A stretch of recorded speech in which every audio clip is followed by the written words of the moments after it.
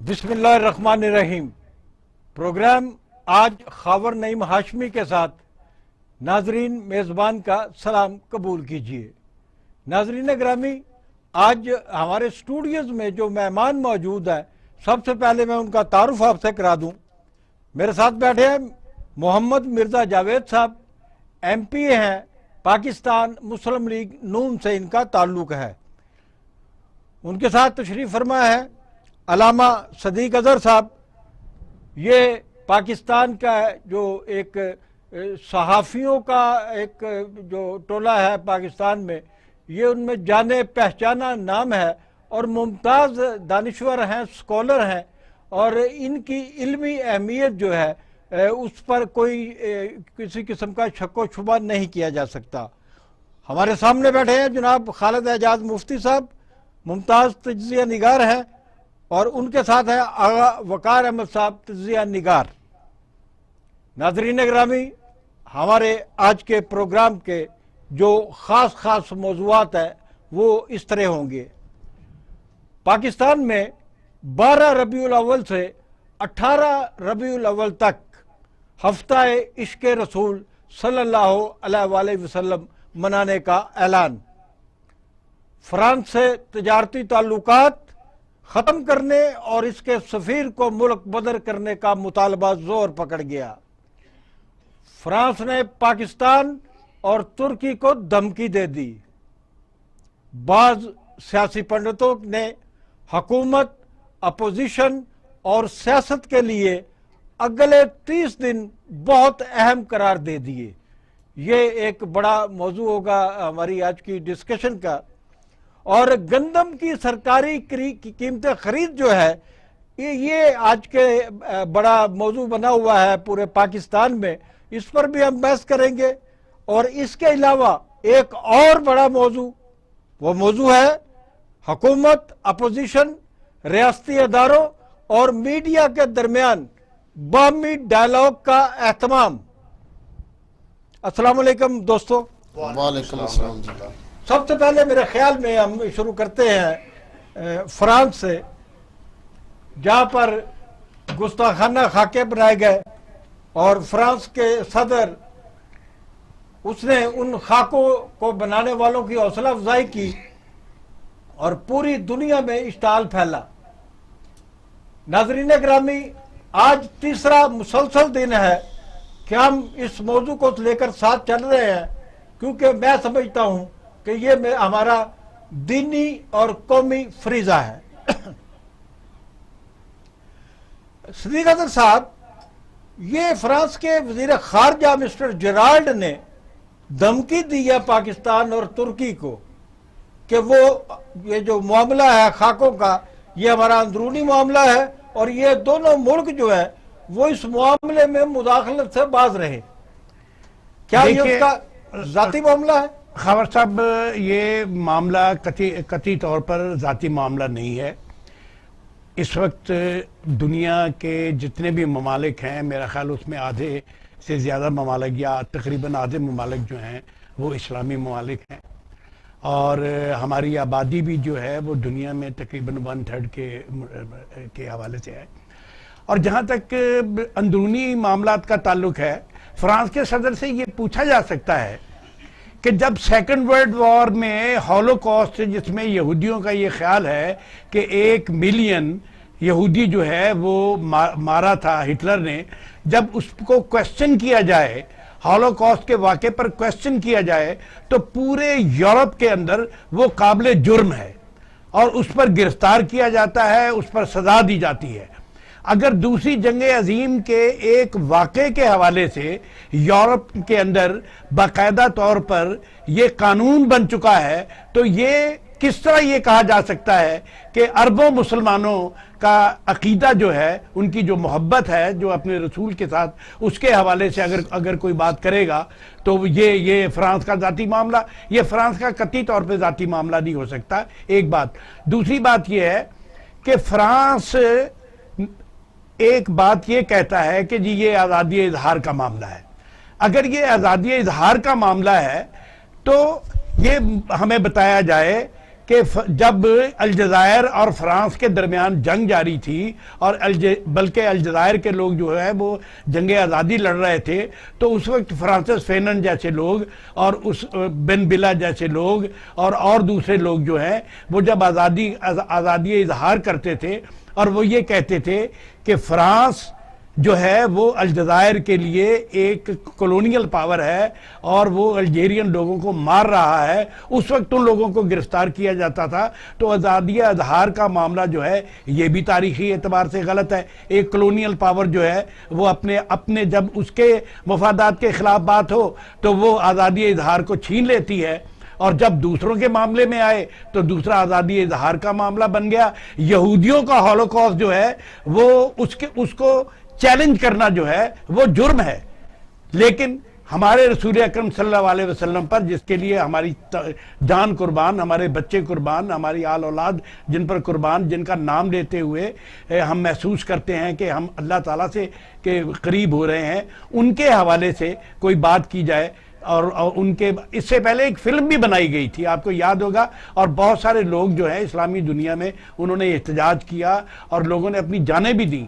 میرا خیال ہے کہ پاکستان کو فرانس کے ساتھ اپنے تعلقات جو ہے اپنا سفیر واپس بلانا چاہیے، اپنے تجارتی تعلقات ختم کرنے چاہیے، اور میں سمجھتا ہوں کہ اردوان اس حوالے سے بالکل اس وقت لیڈ کر رہے ہیں، اور پاکستان کو اردوان کے ساتھ مل کے اس سارے معاملے کو دنیا میں اسی طرح آگے لے کے جانا چاہیے ہمیں جس طرح ہم کشمیر کے معاملے کو لے کے جاتے ہیں۔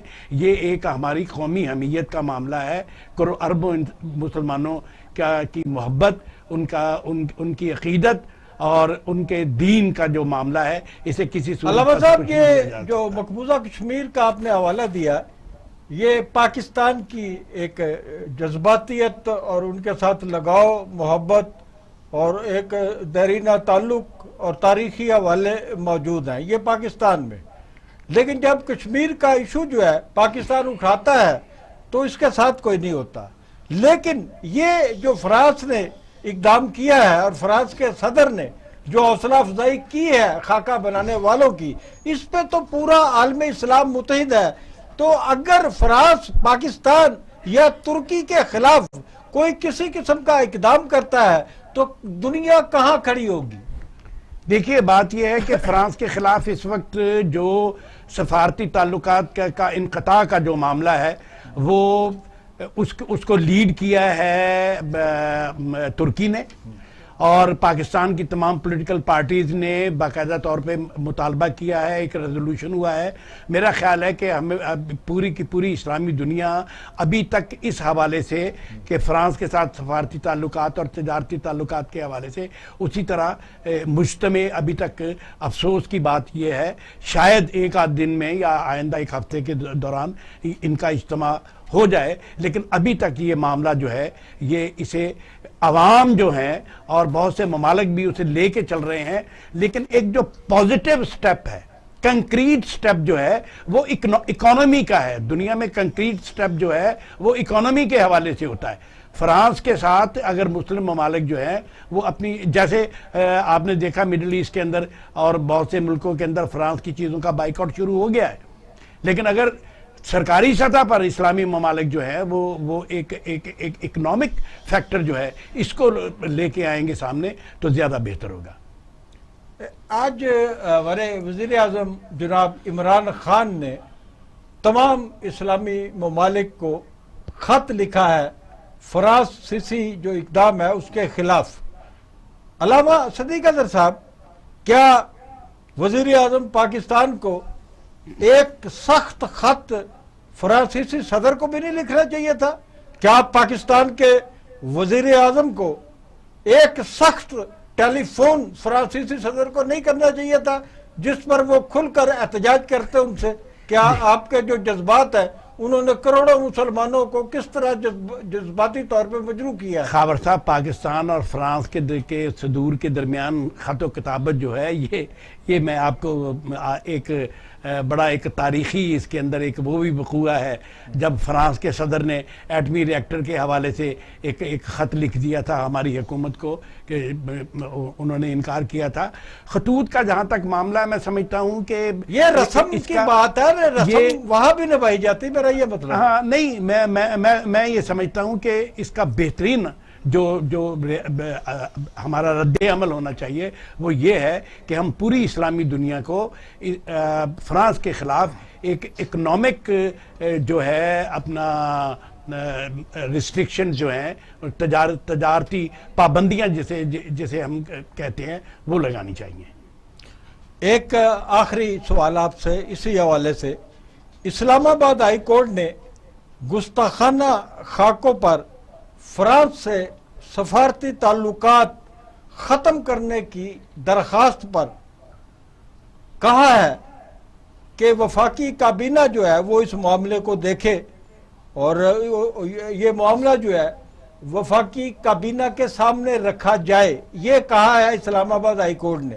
جی ہاں، یہ معاملہ جب وفاقی کابینہ اس کو دیکھتی ہے، ڈیفینیٹلی وفاقی کابینہ کے جتنے اجلاس ہوئے ہیں اس واقعے کے بعد، اس واقعے پر بحث لازمی طور پر روزانہ ہوتی ہوگی. حکومت پاکستان کو بہت کنسرن ہے اس پر، لیکن اس بات پر غور کرنا کہ فرانس کے ساتھ سفارتی تعلقات منقطع کر لیے جائیں، کیا ہم اس سطح پہ فیصلہ کر سکتے ہیں؟ میرا خیال ہے کہ پاکستان کی حکومت کو سب سے پہلے یہ کہنا چاہیے تھا کہ ہم اپنا سفیر واپس بلا رہے ہیں.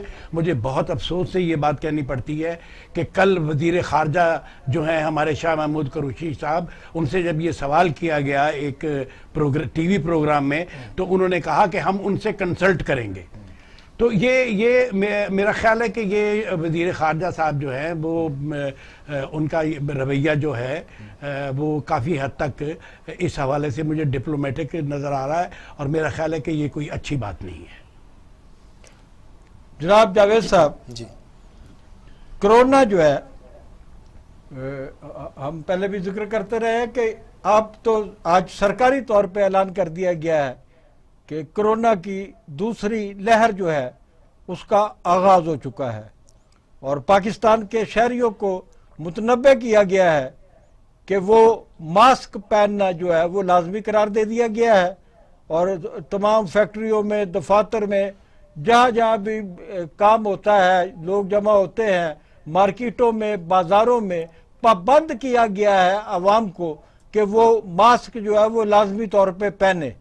اور پاکستانی عوام کا جو غیر ذمہ دارانہ رویہ آپ نے ماضی میں بھی دیکھا، اور پچھلے دنوں جو ایک دو بار چھوٹ دی گئی ان کو، چھوٹی عید پر جو خریداری کے لیے چھوٹ دی گئی، اور جس طریقے سے عوام نے غیر ذمہ دارانہ رویہ کا اظہار کیا، آپ کے خیال میں کیا اب جب کہ کرونا کا دوسرا فیز جو پہلے فیز سے زیادہ خطرناک اور بہت زیادہ خطرناک ثابت ہو سکتا ہے، کیا پاکستان کے عوام ذمہ داری کا احساس کریں گے یا حکومت کو کوئی اقدامات کرنے پڑیں گے؟ بسم اللہ الرحمن الرحیم. دیکھیں، یہ عوام کو خود ہی کرنا پڑے گا، کیونکہ حکومت سے کوئی ایسی امید نہیں ہے. اس کی ایک مثال ہے کہ شہباز شریف صاحب کے دور میں، خادم اعلیٰ کے دور میں ڈینگی نے کیسے حملہ کیا، اور آپ سب نے دیکھا کہ شہباز شریف صاحب نے دن رات محنت کر کے اسے کنٹرول کیا. کیسے کنٹرول کیا؟ جتنے بھی ہاسپٹل ہیں نا، خواہ کہ سرکاری یا غیر سرکاری، سب ہاسپٹلوں کو آرڈر جاری کر دیا گیا کہ آپ نے ایک ڈینگی وارڈ بنانی ہے، جس کا 70 روپے کا ٹیسٹ ہوگا اور وارڈ میں کوئی خرچہ نہیں ہوگا، دوائی فری دی جائے گی. لیکن جب کرونا آیا ہے، اس حکومت نے کیا کیا ہے؟ انہوں نے ایکسپو سینٹر پہ ارب روپیہ ضائع کر دیا. اس میں کتنے مریض تھے آپ سب کو علم ہوگا کہ 100 مریض بھی نہیں تھا، اینڈ پہ 4 مریض وہاں موجود پائے گئے. اس لیے یہ عوام کو اپنی مدد، میں بتاتا ہوں کلیئر، اپوزیشن اور میں بتاتا ہوں، مفاد عامہ کا یہ معاملہ ہے، عوام کی اویئرنیس کے لیے میں چاہ رہا ہوں اس میں نہ اپوزیشن ہے نہ حکومت ہے. یہ ایک عوام کا ایک ملکی مسئلہ ہے. جو بھی مصیبت آتی ہے اس میں سب پارٹیاں ایک ہوتی ہیں، لیکن انہوں نے کیسے کنٹرول کیا آپ بتائیں. میں گارنٹی سے یہ جو بات کر رہا ہوں میں گارنٹی سے کر رہا ہوں. آپ کسی ہاسپٹل کی لسٹ نکال لیں، کرونا کے مریض کے لیے پہلے نمبر تو بیڈ ملتا نہیں تھا، اگر ملتا تھا 50 سے 70 اور 1 لاکھ روپیہ ڈیلی کا تھا. آپ ڈاکٹر ہاسپٹل کی مثال لے لیں یا کسی اور کی لے لیں. اس حکومت کو کیا کرنا چاہیے تھا، میاں شہباز شریف صاحب نے جیسے کیا تھا کہ ہر ہاسپٹل میں ایک وارڈ بناتے اور اس کا فری علاج ہوتا. غریب آدمی کیسے کرونا میں علاج کروا سکتا ہے؟ آپ غریب ڈینگی کے حوالے سے بات آدمی، کر رہے میں ڈینگی کے حوالے سے شہباز شریف صاحب نے دیکھو ڈینگی پہ جیسے کنٹرول کیا تھا ایسے کیا گیا تھا. آج ایک غریب آدمی 8 تو 10 ہزار روپے کا اس کا ٹیسٹ ہے کرونا کا، کیسے کرائے گا؟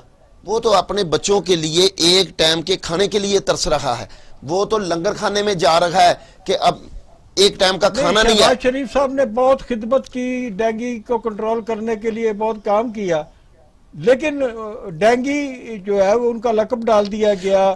اور اس کی دیکھیں کیا وجہ تھی ڈینگی کہ لوگوں نے مذاق لقب بھی ڈال دیا بڑھایا؟ گیا. دیکھو کیا لوگوں نے وہ صحیح؟ مذاق بنایا ہاں. یا جیسے بھی کیا، اس کی محنت نظر آئی. اور آج بھی لوگ یاد کرتے ہیں کہ شہباز شریف صاحب نے، یہ نہیں ہے ڈینگی کے کسی کام کے، آپ شہباز شریف سٹارٹ لیتے تھے آخری دم تک نا اسے مکمل کرواتے تھے. آپ نے ڈینگی کی بات کی ہے، ڈینگی میں کنٹرول کیا، لیکن ان سے یہ اللہ تعالیٰ نے کرم کیا ہمارے ملک پہ. اگر آپ چاہیں نا کہ کرونا کا کوئی حکومت کی طرف سے کوئی مداد ملی ہے تو سوال ہی نہیں پیدا ہوتا کہ کسی قسم کی کوئی ایسی مداد ملی ہو یا کسی کا فری علاج کیا گیا ہو. یہ جو ٹیسٹ ہے 7-8 ہزار روپے کا، بھائی جان یہ جو سرکاری ہاسپٹل ہے، اگر آپ کچھ سفر کریں نا کسی ملک کا بھی، تو اس میں چوتھائی لیب یا شوکت خانہ اس کا ٹیسٹ ہے نا جڑا کرونا کا وہ قبول ہوتا ہے.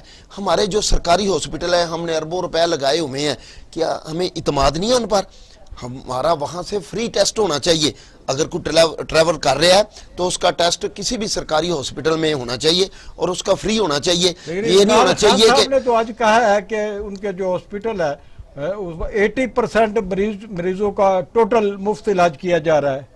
میرا حال ہے زبانی کلامی ہے، مفت علاج کیا جا رہا ہے. مفت علاج تو آج یہ جو شوگر کی دوائیاں ہیں آپ دیکھیں یہ 500% بڑھ چکی ہیں. شوگر کی جو دوائی تھی جو 400 روپے میں ملتی تھی نا، آج اس کی قیمت 1600 روپے ہو چکی ہے. آپ نے دیکھا ہے 2 دن پہلے بڑی ایک وائرل ہوئی ہے کہ ایک بزرگ سی، انہیں ہاتھ جوڑے میڈیکل سٹور والے ہوں، خدا کے لیے ان کی قیمت کم کر دیں، میں اپنے بچوں سے بھی پیسے نہیں مانگ سکتا. بھائی جان یہ جو دوائی ہے خاک شوگر دی ہے، بلڈ پریشر دی ہے، پاکستان میں 70% یہ جو ضرورت نیا ہر گھر فیز کی. شروع ہوا ہے کرونا وائرس کا، آپ اس کو کس حد تک خطرہ سمجھ رہے ہیں اور اس کے لیے آپ کیا سجیسٹ کریں گے عوام کو بھی اور حکومت کو بھی؟ دیکھیں جو نیا فیز شروع ہوا ہے یہ پہلے سے زیادہ خطرناک ہے. پہلے فیز میں تو مریض سروائیول کر رہا تھا اور سٹیپ بائی سٹیپ اس کا علاج بھی ہو رہا تھا.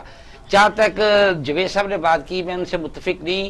گورنمنٹ کے تمام ہاسپٹل مکمل طور پہ کرونا کا علاج کر رہے تھے اور آج بھی 3 دن پہلے نوٹیفیکیشن ہو گیا کہ میو ہاسپٹل میں کوئی آپریشن نہیں ہوگا اور ایمرجنسی ڈکلیئر کر دی گئی ہے. تمام سرکاری ہاسپٹل میں وارڈ موجود ہیں اور سہولت بھی موجود ہے. لیکن یہ جو نیا اٹیک آ رہا ہے نا، اس کا وائرس کی جو اہمیت ہے یا اٹیک کا جو طریقہ کار ہے وہ پہلے سے ذرا مختلف ہے. پہلے تو لوگ ڈرے بھی ہوئے تھے اس لیے تھوڑی احتیاط بھی کر رہے تھے. اب حالات ایسے ہو گئے ہیں کہ عوام اس کو پہلے تو مذاق سمجھتا رہا، اب جب ہاسپٹل میں پہنچتا ہے تو وہ آخری 8 یا 9 دن کی سٹیج پہ ہوتا ہے. اور جتنا ڈیتھ ریٹ اس دفعہ کے کرونا اٹیک میں ہوا ہے پہلے کرونا اٹیک میں نہیں تھا. اگر کل لاہور میں 400 پیشنٹ آئے اور اس میں سے 7 وفات پا گئے تو یہ بہت بڑا فگر ہے. اس پر آپ کیا کہیں گے کہ کرونا کا جو پہلا فیز آیا تھا اس میں جن ڈاکٹروں نے، نرسز نے، پیرا میڈیکل سٹاف نے اور ہاسپٹلز کے دوسرے چھوٹے عملے نے جو خدمات انجام دیں، اپنے خاندانوں کو چھوڑ کر ان سے لا تعلق ہو کر کرونا کے مریضوں کی خدمت کی، ان کو جو الاؤنسز تھے وہ تک نہیں ملے جو ان کا معاوضہ ملنا چاہیے تھا، جو ان کے ساتھ سلوک ہونا چاہیے تھا، کہ سوائے زبانی ستائش کے ان کے ساتھ کیا کچھ کیا آپ نے؟ نہیں کچھ نہیں کیا جی، ان کے ساتھ بہت ظلم ہوا ہے، کچھ نہیں کیا. میرے خود کئی دوست جو ڈاکٹر تھے کرونا کی وجہ سے شہید ہو گئے، انہیں شہادت کا رتبہ بھی نہیں دیا گیا. اور جو پیرامیڈیکل سٹاف تھا اس میں بھی اگر آپ ڈیٹا نکال لیں تو دیکھیں کتنی ہلاکتیں تھیں. وہ ہلاکتیں ایون اتنی زیادہ نہیں تھی نا, 400-450, یہ انسانوں کو انسان نہیں سمجھتے, ان کے لیے کچھ نہیں ہے. اس کو ہاف کر کے میڈیا میں بتایا گیا, لیکن وہ جو 200 آدمیوں کا بھی کرنا چاہیے تھا. میں صرف یہ عرض کرنا چاہ رہا تھا کہ لوگوں نے, ہمارا جو میڈیکل سٹاف ہے انہوں نے بڑی محنت کی ہے, بہت ڈاکٹر مرے, بہت سارے لوگ مرے, لیکن بات یہ ہے کہ ڈینگی میں بھی ایک پروسیس تھا, ایک پورا عمل گزرا, اس کے بعد ڈینگی ختم ہوا. اسی طرح یہ بھی جو ہے یہ بھی ایک پورے پروسیس میں آیا. دیکھیے ڈینگی جو تھا وہ ایک چیز ہے جسے آپ کہتے ہیں پینڈیمک, ایک چیز ہوتی ہے جسے آپ کہتے ہیں انڈیمک. انڈیمک وہ چیز ہوتی ہے جو آپ کے شہر میں یا آپ کے ملک میں ہوتی ہے. پینڈیمک وہ چیز ہوتی ہے جو عالمی سطح پر جو ہے وہ جاتی ہے. یہ جو کرونا ہے اٹ از اے پینڈیمک, یہ انڈیمک نہیں ہے. جو ڈینگی تھا وہ انڈیمک تھا, وہ آپ کے اپنے اندر, آپ کے شہروں کے اندر تھا, آپ کو باہر سے نہیں آیا تھا. لیکن یہ کرونا جو ہے یہ لہٰذا اس کو آپ, میں سمجھتا ہوں کہ شہباز صاحب بڑی محنت کرنے والے وزیر اعلیٰ تھے, لیکن آپ اس کو اس کے ساتھ ڈیفرینشیٹ کریں. یہ ایک جیسی صورتحال نہیں ہے. مفتی صاحب میں آپ کی طرف آتا ہوں, میں ایک دو سوال ذرا علامہ صاحب سے کر لوں کہ علامہ صاحب بعض باخبر جو سیاسی پنڈت ہے یا اسلام آباد کے باخبر حلقے ہیں یا پنڈی کے باخبر حلقے ہیں, ان کا کہنا ہے کہ جو اگلے 30 دن ہے حکومت, اپوزیشن اور سیاست کے لیے وہ بہت اہم ہے, خطرناک ہے. یہ 30 دن, اگلے 30 دن, اٹ مینز کہ نومبر سے پہلے, ٹھیک ہے, جبکہ دسمبر سے پہلے, ٹھیک ہے, اگلے 30 دن. دیکھیں بات یہ ہے کہ 2-3 چیزوں کو ہمیں ذہن میں رکھنا پڑے گا.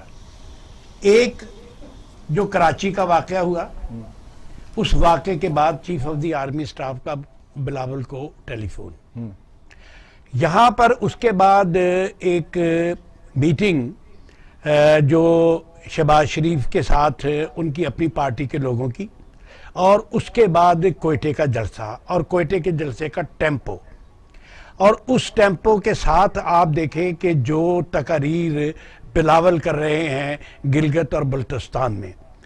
بات یہ ہے کہ اس وقت میں سمجھتا ہوں کہ ایک پوری کی پوری ریاست جو ہے ہماری, وہ ایک خوفناک قسم کے جو ہے وہ ٹکراؤ, مختلف ادارے, پولیٹیکل پارٹیز, گورنمنٹ, اور یہ ان تمام کے درمیان جو ہے یہ معاملہ چل رہا ہے. بلکہ آج ایک خبر بھی آ گئی ہے, اور وہ خبر یہ آئی ہے کہ میڈیا پولیٹیکل پارٹی اور یہ سوال میں آپ سے کرتا ہوں علامہ صاحب.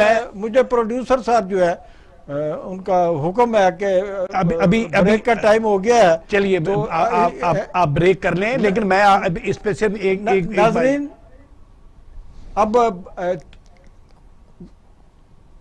بریک کا وقت ہو گیا ہے, ملتے ہیں بریک کے بعد.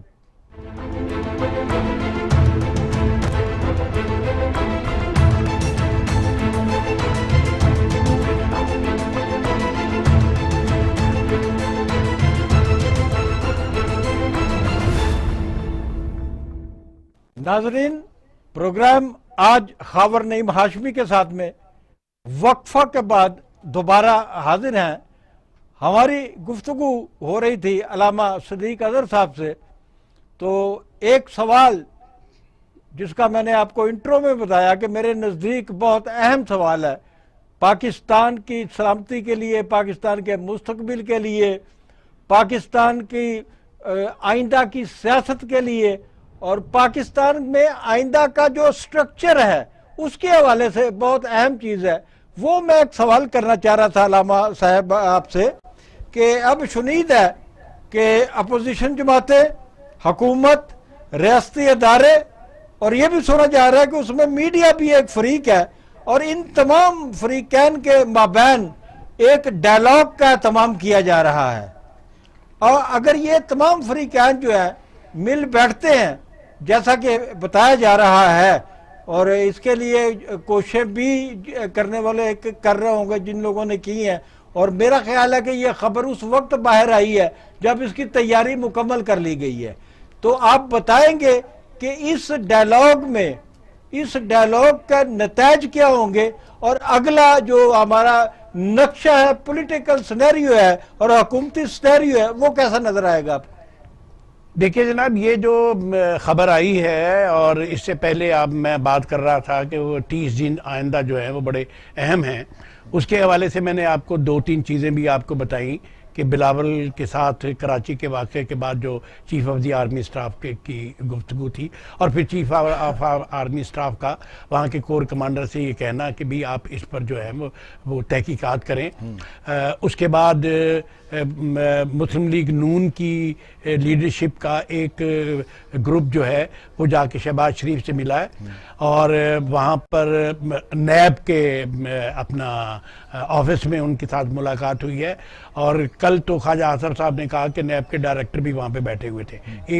दूसरी बात, तीसरी बात मैंने आपसे कही कि गिलगित बल्तिस्तान के अंदर जिस तरह अपना बिलावल भुट्टो की जो तकारीर जो हैं वो चल रही हैं, और इसमें हम ये भी बात कह सकते हैं कि वो स्टांस जो कोयटा में लिया गया, ये तमाम की तमाम चीजें मिलके इस बात की शहादत देती हैं। होने क्या जा रहा है? मैं ये आपको अर्ज कर रहा हूँ कि मैं ये समझता हूँ कि ये जो एक सूरत हाल जो बन रही है, जो सिनारियो पस मंज़र में और हमारे सामने जो हमें नज़र आ रहा है, वो ये है कि अब मामला पिछले 2.5 साल की जो गवर्नमेंट चल रही है, ये इस गवर्नमेंट के बारे में और इसकी जो कारकर्दगी है, इसके बारे में ये एक तासुर अब आम हो गया है, और ये तासुर जो है ये शायद खुद रियासत के अंदर भी ये तासुर आ गया है कि ये मामला जो है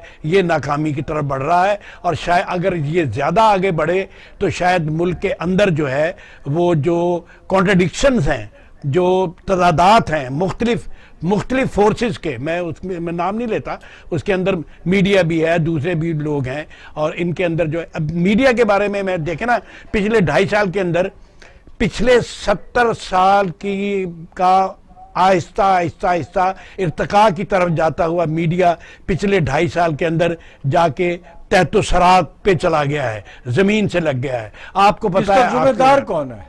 इसकी जिम्मेदारी ये हुकूमत है, और कौन है? खुद साफी नहीं है जी। देखिए मेरी बात सुनिए, बात यह है कि आप मालकान को और सहाफ़ियों को अलग-अलग रखें। अभी भी मैं समझता हूं कि ये जो मीडिया का नाम लिया जा रहा है, इसमें ये क्लियर नहीं किया जा रहा कि देखें आज़ादी सहाफ़त होती है माजी में कारकुन सहाफ़ी की बात काटनी पड़ रही है कि माजी में बदतरीन अमरीयतों में सहाफ़ियों ने जद्दोजहद की और आज़ादी सहाफ़त के लिए जंगें लड़ी, और वो जंगें कामयाब हुई।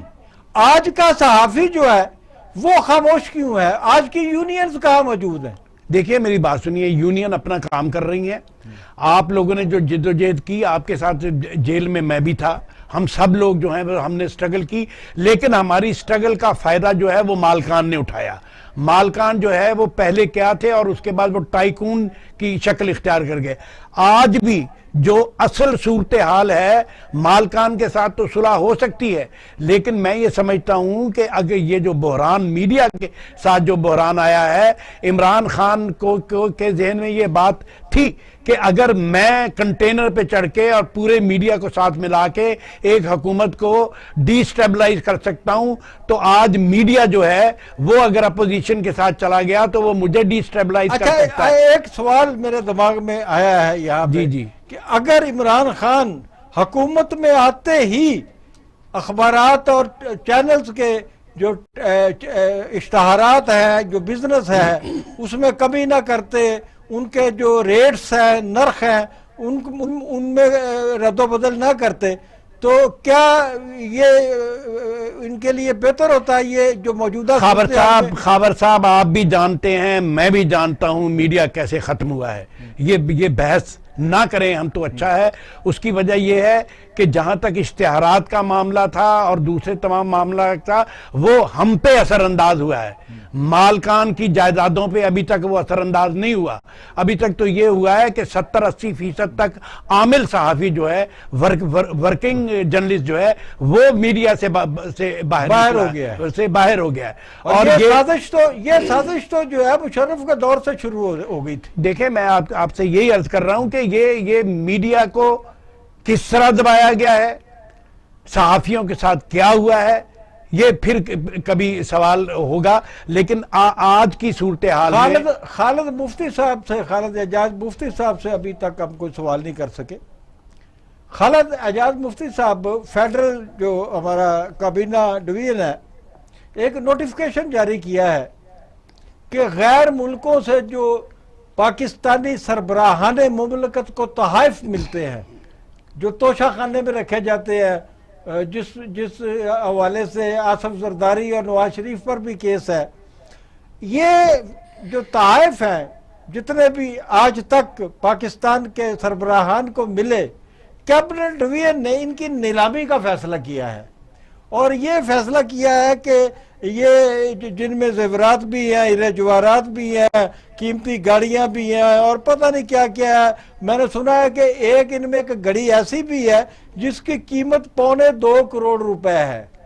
تو یہ جو چیزیں ہیں ان کو انہوں نے نیلام کرنے کے کہا ہے, اور ساتھ یہ شرط لگائی ہے کہ یہ نیلامی جو ہے اس میں صرف وفاقی سرکاری ملازمین اور اسٹیبلشمنٹ کے جو لوگ ہیں وہ خرید سکیں گے. میرا سوال یہ, میں نے آپ کو اطلاع دی کیا ہے, میرا سوال یہ ہے کہ یہ توشہ خانے کا جو تحائف ہے غیر ملکی, یہ ملکی اثاثہ نہیں ہے کیا؟ ان کو اس طرح فروخت کرنے کی بجائے, نیلام کرنے کی بجائے کسی عجائب گھر میں نہیں رکھ دینا چاہیے تھا؟ بسم اللہ الرحمن الرحیم. خاور صاحب, یہ جو نیلامی کی آپ نے بات کی, اس کے لیے مجھے جب یہ حکومت آئی تھی تو مجھے وہاں پہ آپ کو لے جانا پڑے گا کہ انہوں نے بڑی بڑی گاڑیاں نیلام کی تھی, اور وہ نیلامی جس حساب سے ہوئی تھی, اور اس کے بعد جب گاڑیاں نیلام کی اور پھر گاڑیاں, ابھی چند دن پہلے کی 3-4 دن پہلے کی خبر ہے کہ فلاں منسٹر کے لیے جو ہے وہ اتنے کروڑ روپے کی, اتنے ارب روپے کی گاڑی جو ہے وہ بلٹ پروف لی جا رہی ہے, فلاں منسٹر کے لیے یہ گاڑی لی جا رہی ہے, فلاں منسٹر کے لیے یہ گاڑی لی جا رہی ہے. تو جو پہلے حال ہوا تھا نیلامی کا, اس نیلامی کا حال جو ہے وہ بھی یہی ہونا ہے کہ یہ کر کے, ابھی آپ کے سوال کی طرف آتا ہوں, کہ یہ کرنے کے بعد پھر سسٹم وہیں کا وہیں ہو جائے گا. وہ جو پیسے آئیں گے وہ کہاں جائیں گے؟ نمبر 1 بات. نمبر 2 بات کہ جو آپ کا سوال ہے وہ یہ ہے کہ جو چیزیں اس طرح کے قومی اثاثے ہیں انہیں بہرحال قوم کی تحویل میں ہی رہنا چاہیے, ان کو نیلام نہیں ہونا چاہیے. لیکن کیا ہے کہ چونکہ یہاں پہ اس حکومت کی جتنی مرضی نیک نیتی شامل ہے, جتنے مرضی جو ہے اس حکومت کے سربراہ جو ہیں وہ بددیانت نہیں ہیں, لیکن ان سے کنٹرول ہو نہیں رہا. وہ جو کام ایک حکومت کے کرنے کے ہوتے ہیں وہ ہو نہیں رہے. ابھی آپ نے بات کی نا اس کے بارے میں, علامہ صدیق صاحب نے, صحافیوں کے بارے میں, تو اگر آپ اس کا بالکل غیر جانبدارانہ جائزہ لیں تو میں اس صحافی کی بات کر رہا ہوں کہ جس کا اچھرے میں 10 مرلے کا مکان تھا, اس کے باپ نے, بہت بڑے آدمی نے, ایک بہت پاکستان کے بڑے نام نے وہ مکان چھوڑا. آج اس نامور صحافی کے پاس جوہر ٹاؤن میں صرف 5 مرلے کا مکان ہے. یہ صحافی کی حیثیت ہے. اور جو مالکان ہیں ان کی کیا پوزیشن ہے کہ اس وقت پہلے کسی ایک شہر میں اخبار تھا, پھر دوسرے شہر میں ہوا, پھر تیسرے میں ہوا, پھر چوتھے میں ہوا, پھر 5ویں میں ہوا, اس کے بعد ٹی وی چینل آیا, پھر ایک چینل آیا, پھر دوسرا آیا, پھر تیسرا آیا, پھر چوتھا آیا. ان کے تو اثاثے بڑھتے کے بڑھتے جا رہے ہیں, لیکن جو صحافی ہیں وہ نیچے کے نیچے چلتی آ رہے ہیں. ہاں, ان میں سے آپ 0.5% کو لے لیں. نکال دیے گئے, وہ نکال, اب صحافی جب نکال دیے گئے, بے روزگار کر دیے گئے, تو وقار صاحب آج کل یہ میڈیا کے ادارے کون چلا رہے ہیں؟ صحافی تو باہر سڑکوں میں پھر رہے ہیں. دیکھیں جی, جو میڈیا کے ادارے ہیں وہ چلانے والی کوئی اور ہی مخلوق ہے. ہم جو بیٹھے ہوئے ہیں, کیا یہ ہم صحافی نہیں؟ مقصد یہ ہوا ہے کہ صحافیوں کو تعداد میں کم کر دیا گیا ہے. مالکان صرف اتنا ملازم رکھتا ہے جتنے کی اس کو ضرورت ہے, اور ایک صحافی 10 نیوز چینل کے ساتھ اٹیچ ہے. اور مشرف نے صحافیوں کو تحفہ دیا تھا 100 چینل. لیکن میں اس کے علاوہ جانا چاہ رہا تھا آپ کے طائف کی طرف. جو قابل قبول صحافی ہیں मालकान के लिए वो मौजूद है या नहीं, मालकान जो सहाफी है उसको मालकान पसंद ही नहीं करते और सबसे पहले उनको डिस्कार्ड करते हैं, कहते हैं इसको इस्तेमाल कर लिया, ये यूज हो गया, इसको फारग करो, और फिर जो नए इंटर्नी हैं उनसे काम लेने की कोशिश की जाती है। ये उनकी टेक्निक है बिजनेस की, वो कहते हैं हम बिजनेस चला रहे हैं, हम जर्नलिज्म के लिए नहीं बैठे हुए। लेकिन आपके पहले सवाल में बहुत जोर था, मैं उसकी तरफ आना चाह रहा हूँ, तौइफ की तरफ। देखिए, अगर पाकिस्तान को दिए हुए तो फिर नीलाम होते हैं तो ये पाकिस्तान की तौहीन है। ये पाकिस्तान और ये सहाफियां बैठे हुए हैं। लाहौर में पैसा अखबार था, पैसा अखबार के मालिक ने नबी पाक सल्लल्लाहु अलैहि वसल्लम के नवासे हजरत इमाम हुसैन के हाथ के लिखे 2 सफ़े कूफी तहरीर के लेने के लिए 16 मकान उस हिंदू को दे दिए थे, और वो सफ़े लाहौर म्यूजियम में पड़े हुए हैं। मौलाना हिफ्ज़ुर रहमान मरहूम ने जहां 14,000 नवादरा दिए, उसमें वो 2 सफ़े मौजूद हैं जो कि उन्होंने 16 मकानात के दिए थे। सहाफ़ी इस तरह का नेक काम करते हैं। मैं बीइंग ए जर्नलिस्ट कभी भी ये मशवरा नहीं दे सकता कि उनको नीलाम करके इन लोगों को दे दिया जाए जो ब्यूरोक्रेट है और जो कौम को लूट रहे हैं। और दे रहे हैं बैरोक्रेट को, जिसमें अवाम का नहीं है। बैरोक्रेट के पास, अगर आपने बैरोक्रेट की बात की है तो इतनी कीमती घड़ी है, अगर आप उसकी तनख्वाह का लगाएंगे हिसाब, तो घड़ी कैसे, वो तो अपनी पूरी नौकरी की कीमत भी लगा ले तो नहीं खरीद सकता, वो तो एक मकान नहीं खरीद सकता। ये तो स्टेट ऑफ पाकिस्तान में दिए गए जी, तो वो कैसे लेंगे? वो बेचने ही उनको है, उनको नीलाम करने हैं जिनकी जेबें भारी हैं, वो उन्होंने बता दिया। नहीं, जेबें भारी कैसे हो सकती है? सरकारी मुलाजिम की कैसे खबर है। इस्लामाबाद में एक बहुत बड़ा क्लब है, इस क्लब का जो रकबा है वो 352 एकड़ पर मुश्तमिल है। तो ये 53 साल पहले जगह जो है लीज पे ली गई थी। इस क्लब की जो माहाना आमदन है वो करोड़ों में और अरबों में है। लेकिन इस का जो ये जो क्लब है ये मेरे और आपके लिए नहीं है। अलामा साहब तो बिल्कुल ही नहीं जा सकते होते, ठीक है। ये अशराफिया के लिए मखसूस है। एक शहरी ने दरखास्त दी। अच्छा, मैं ये बताना जरूरी समझता हूं कि ये जो 352 एकड़ अराजी पर इतना बड़ा क्लब इस्लामाबाद वफाकी दारुल हुकूमत में मौजूद है, इसका जो माहाना किराया है वो फी एकड़ 3 रुपए है। 3,000 फी एकड़ 3 रुपए 3 रुपए 3 रुपए कह रहा हूं, 3 रुपए फी एकड़, 3 रुपए एकड़ का किराया दे रहा है वो आदमी। अब एक शहरी दरखास्त लेके वहां पहुंच गया कि जनाब 3 रुपए एकड़ ते तो तुझी जगह ली हुई है, तो मैं थोड़ा हिसाब किताब देख सकना। तो उसको जवाब मिला कि ये क्लब अवाम के सामने जवाबदेह नहीं है। इस पर आप क्या कहेंगे? खावर साहब, बात यह है कि मैं पहले भी एक दफा मैंने ये बात की थी कि आप पाकिस्तान की अगर जो हमारा यहाँ पे कौमी जो पोजीशन है वो देखें तो यहाँ पे हुकूमत भी अशराफिया करती है और हुकूमत के जो जिनको फायदा होता है वो भी अशराफिया के लिए होता है। गरीब आदमी के लिए कभी किसी ने कुछ नहीं किया, नंबर 1 बात। नंबर 2, मैं पाकिस्तान के शहरियों की ये बात किया करता हूँ कि पाकिस्तान में, और जो ब्यूरोक्रेसी की बात करेंगे, ये इस्लामाबाद क्लब जो ये ब्यूरोक्रेसी का है, तो ब्यूरोक्रेसी में गवर्नमेंट मुलाजमीन में यहाँ ये समझा जाता है कि इंसान वो है जो डायरेक्ट सब स्केल में आया है, जो प्रमोटी है वो 22वें में भी चला जाएगा तो कमी नहीं रहेगा, उसको ये गवर्नमेंट सर्वेंट या गवर्नमेंट ऑफिसर नहीं मानते। तो यही बात है साहब। एक बात मैंने नोट की है कि आप इस पूरे प्रोग्राम में आपने जो हमारे साथी जर्नलिस्ट हैं, सहाफ़ी हैं, उनकी वकालत जो है वो आपने खूब अंदाज में की है। लेकिन मैं थोड़ा सा मजबूर आदमी हूँ और मुझे आदतें बुरी हैं। तो सहाफ़ी जो है वो ज़्यादा से ज़्यादा कितनी तनख्वाह ले लेते हैं आपको पता ही है, हैं? वो स्वाय गिनती के कुछ सहाफ़ी होंगे, एंकर होंगे जो बड़ी तनख्वाहें ले रहे हैं। बाकी हमारा और आपका जो हाल है तो वो सबका यही हाल है। तो हमारे में से बहुत सहाफ़ी जो है वो इतने बड़े बड़े क्लबों के मेंबर कैसे बन जाते हैं? मेरा ख्याल है कि जिमखाना क्लब में तो मुजीबुर रहमान शामी साहब हैं और कुछ 2-4 और हैं, और इससे ज्यादा तो नहीं है। मैं उनकी बात नहीं कर रहा, वो तो मालकान में है, वो तो अरबों में खेल रहे हैं। अच्छा, नहीं, मैं उनकी बात नहीं कर रहा, साफियों की बात कर रहे हैं। नहीं, वो मुजीबुर रहमान शामी साफी हैं, صحافی ہیں، بنیادی طور پر صحافی ہیں۔ اب وہ مالک ہو گئے ہیں۔ اچھا ایک اور بات میں ایک اور تصحیح جو میں سمجھتا ہوں، اینکر جرنلسٹ نہیں ہے۔ ٹھیک ہے، اینکر نہ خبر لیتا ہے، نہ خبر بناتا ہے، اور نہ خبر چھاپتا ہے۔ اور میں اپنے ادارے کو کہہ رہا ہوں بھائی مجھے اینکر کیوں بنا دیا؟ میں میزبان بننا آیا تھا، مجھے آپ نے صحافیوں کے جو بڑے بڑے اینکر ہیں ان کے ساتھ ایک پوری ٹیم ہے جو ان کا پورا پروگرام بناتی ہے، وہ صداقار ہیں، وہ آ کے بیٹھتے ہیں اور بیٹھ کے وہ جو تیاری کی ہوتی ہے وہ آ کے بول دیتے ہیں۔ لہذا اینکر جو 30 لاکھ 25 لاکھ 40 لاکھ لے رہے ہیں وہ اس کے علاوہ ہیں، لہذا آپ ان کو صحافیوں میں شامل نہ کریں۔ صحافی جو ہے وہ آج بھی اسی طرح کی زندگی گزار رہا ہے۔ لیکن یہ اصول سارے صحافیوں پہ آپ لاگو نہیں کر سکتے۔ آپ طلعت حسین کو یا احمد میر کو یا اس طرح کے دوسرے جو ہمارے جرنلسٹ ہیں، تو یہ تو جرنلسٹ ہیں، نہیں اینکر وہ تو بھی ہیں۔ دیکھیں میں کہہ رہا ہوں کہ جو میں خود یعنی حامد میر وغیرہ جو ہیں یہ جرنلزم کر کے اس جگہ پہ پہنچے ہیں۔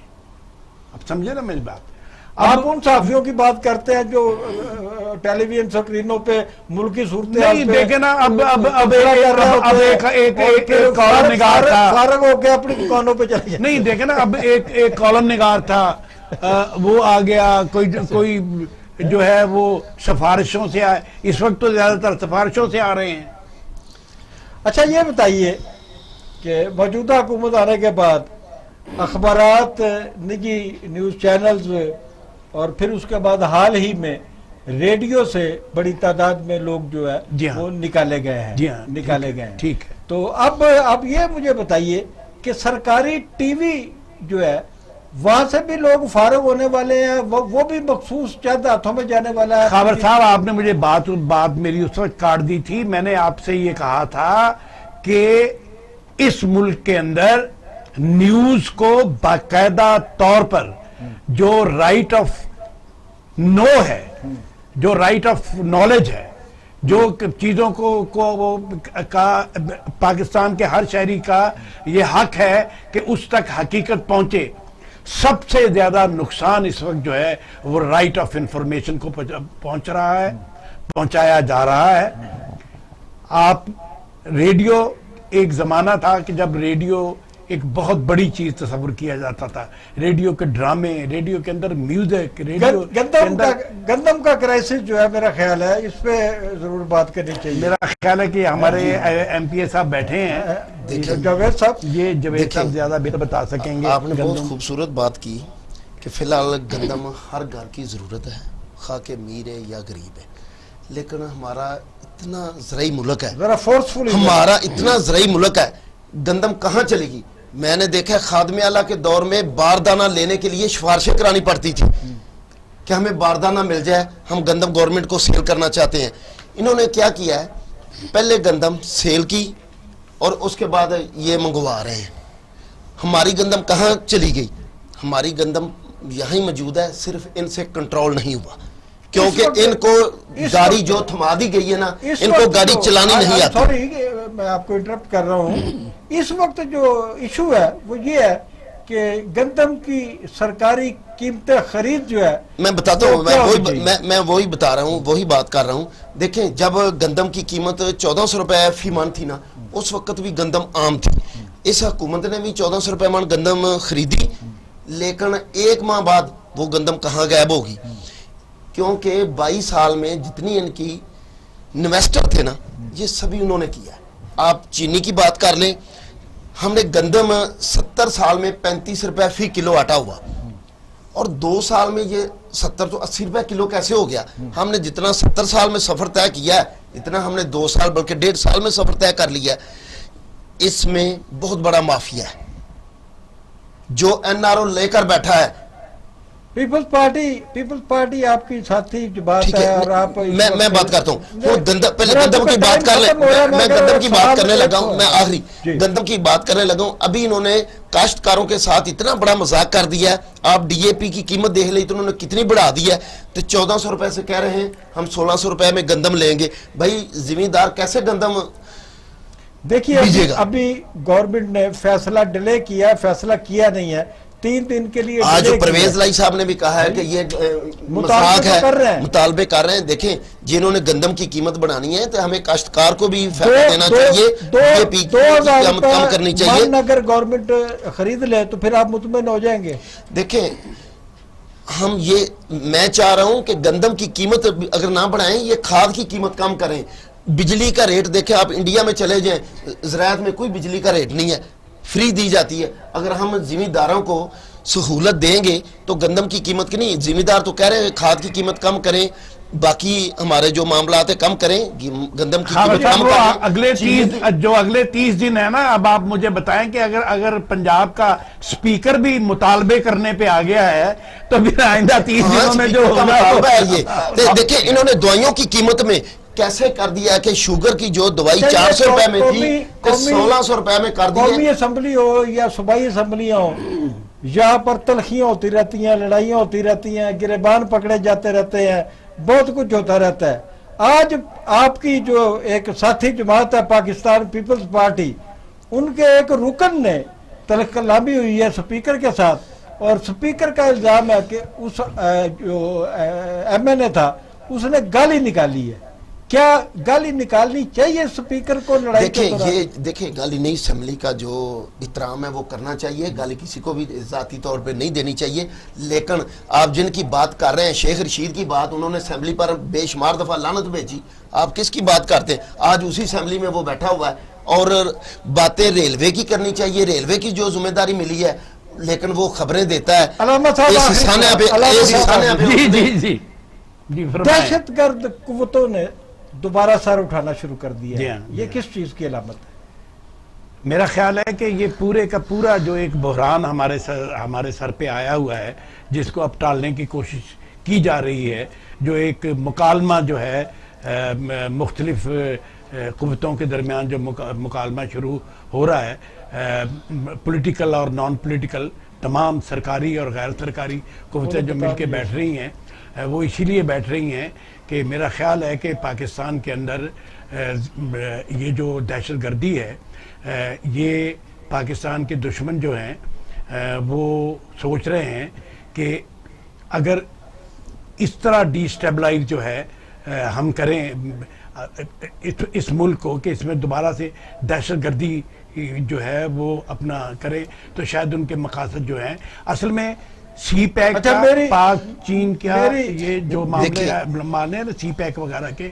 اس حوالے سے اب میں صرف 1 منٹ آپ سے 1 منٹ بھی آدھے منٹ میں دیکھیے، ہوا یہ ہے کہ انڈیا ایران سے نکل گیا ہے، چابہار سے نکل گیا ہے، اس کے بعد ان کا جو ان کے ساتھ گیس کا معاملہ تھا وہاں سے نکل گیا ہے، اور سی پیک میں پاکستان ایران نکل کے، اور یہ پورے کا پورا آگے جو ہے یہ سارا خطہ جو ہے یہ ایک ہونے کے لیے جا رہا ہے. کل امریکن جو ہے وہ آئے وہاں پر انڈیا میں، اور اجیت ڈوول کے ساتھ بات ہوئی ہے، ان کے ڈیفنس منسٹر بھی آیا تھا، ان کا فارن منسٹر بھی آیا تھا، اور انہوں نے ان کے ساتھ یہ معاہدہ کیا ہے کہ امریکن جو ڈاٹا ہے اس کا کمپیوٹر کا، جو کہ اپنا حملوں کے لیے، ڈیفنس کے لیے اور اگریشن کے لیے جو استعمال کیا جا سکتا ہے، وہ انڈیا بھی استعمال کرے گا. اور میں یہ سمجھتا ہوں کہ پورے ریجن کے اندر پولیٹکس جو ہے وہ اب تیز ہو رہی ہے، اور اسی کا ایک حصہ ہے کہ پاکستان کے اندر دہشت گردی. دیکھیں آپ نے یہ مہنگائی کا دیکھا، پاکستان کی ہسٹری میں اسلام آباد میں سرکاری ملازموں نے کتنا تجاوز کیا، اتنی زیادہ تعداد میں. اور محکمہ سوئی گیس، کل سے محکمہ سوئی گیس پرائیویٹ کرنے لگے ہیں، وہ ہڑتال کر رہے ہیں، اتنی قیمت بڑھا دی انہوں نے. جی امریکہ نے ایگریمنٹ کیا انڈیا کے ساتھ ہاں کھاد وغیرہ کا، تو یہ ایگریمنٹ ہمارے ساتھ نہیں ہو سکتے؟ دیکھیں اب میں آپ کو ایک بات بتا دوں، امریکہ پاکستان سے، ایران سے، سینٹرل ایشیا سے اپنے تمام تر اس کے جو مفادات ہیں، اس کی جو ٹریڈ ہے، وہ آہستہ آہستہ کم ہوتی جائے گی. یہ سی پیک جو ہے، سی پیک کے اندر جو مجھے جاتے جاتے یہ بتا دیں، مجھے جاتے جاتے بتا دیں کہ میں عمران خان کو اپنا وزیر اعظم کب تک دیکھوں گا؟ وہ چور دروازے سے آئے ہیں، ہم تو نہیں دیکھنا چاہتے، نہ وہ وزیر علامہ اعظم صاحب، ہے، علامہ صاحب اگر علامہ صاحب دیکھیں جی دنیا کو یہ تسلیم دیکھیں کرتے ہیں تو بتا دیں۔ میں دیکھیں کوئی ہم ایسے غیب کا علم نہیں جانتے، نہ ہمیں پتہ ہے، لیکن میں آپ کو یہ بتا دوں، یہ جو مذاکرات والی گفتگو آئی ہے کہ نیا مکالمہ شروع ہو رہا ہے، مجھے یہ سارا کا سارا جو ہے پاکستان کے اندر وقت سے پہلے کے انتخابات جو ہیں وہ نظر آ رہے ہیں، اور یہ ایک ڈیموکریٹک پروسیس ہوتا ہے، ناظرین، یہ ان باتیں تو جاری ہیں، لیکن پروگرام کا وقت ختم ہو رہا ہے۔ کل تک کے لیے اجازت، خدا حافظ۔